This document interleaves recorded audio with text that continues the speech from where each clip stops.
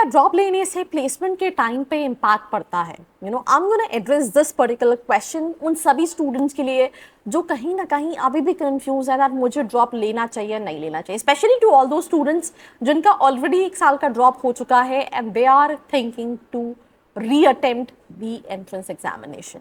So what's this episode, do share it with your friends and let's start. I think जो drop है उसका सवाल आपको खुद से पूछना चाहिए दैट आप क्यों ड्रॉप ले रहे हो.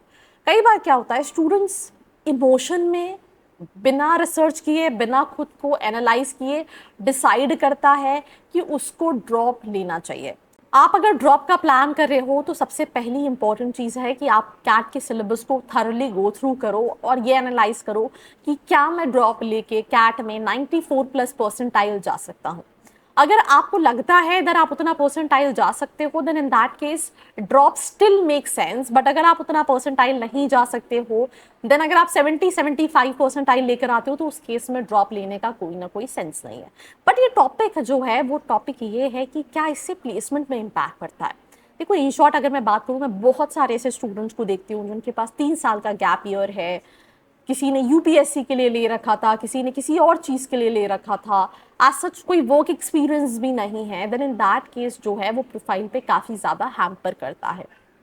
Not only placement but also college admissions. Student with even 90+ percentile in CAT, पर उनका कहीं ना कहीं प्रोफाइल उतना अच्छा नहीं था, बहुत सारे गैप थे, उसकी वजह से उन्हें कई सारे कॉलेजेस से कॉल नहीं आते. वैसे प्रोफाइल में सिर्फ गैप ईयर्स भी इम्पैक्ट नहीं करते, आपका एकेडमिक्स भी इम्पैक्ट करता है which is 10th 12th graduation, right.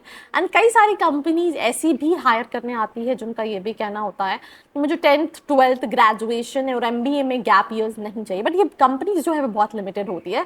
पर सिंपल सी चीज़ है, when it comes to taking an number of gap years without any planning, without any understanding, I think ये काफ़ी ज़्यादा इम्पैक्ट करेगा प्लेसमेंट्स के टाइम पे भी और साथ ही साथ आपके कॉलेज सिलेक्शन के टाइम पे भी. तो ऐसे में क्या करना चाहिए?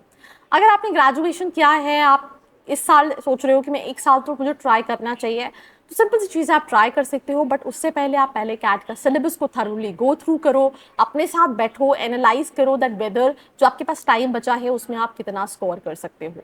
दूसरी चीज़ कि अगर आप ड्रॉप प्लान कर रहे हो तो साथ ही साथ doing a job still make sense, because आपके पास सिर्फ आइडियली ड्रॉप नहीं रहेगा.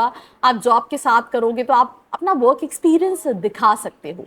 स्टूडेंट्स के दौरान ये भी एक क्वेश्चन आता है कि क्या MBA आफ्टर ग्रेजुएशन और MBA आफ्टर एक्सपीरियंस, क्या इसमें जॉब में कहीं ना कहीं फ़र्क पड़ता है, प्लेसमेंट में फ़र्क पड़ता है? इसमें मैं एक और डेडिकेटेड वीडियो बनाऊंगी और मैं आपको एक लाइव एग्जांपल बताऊंगी, बिकॉज मैं अभी कॉलेज गई थी जहाँ पे मैंने ऐसे स्टूडेंट से भी इंटरेक्ट किया जो फ्रेशर्स थे और ऐसे स्टूडेंट से भी इंटरेक्ट किया जिनके पास कई साल का एक्सपीरियंस था.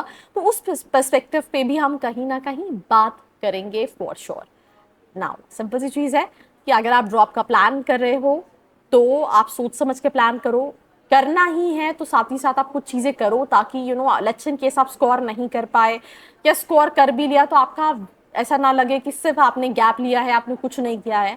आप लेट्स से आपको लग रहा है कि मेरा पहला ड्रॉप है, मैं जॉब नहीं करना चाहता, मैं फोकस करना चाहता हूँ प्रिपरेशन में, तो आप सर्टिफिकेशन कर सकते हो. You can work with NGOs, you can do internships so that you'll be able to capitalize that 6 months, 7 months, 8 months, because obviously जुलाई में स्टूडेंट्स के एग्जाम खत्म होंगे.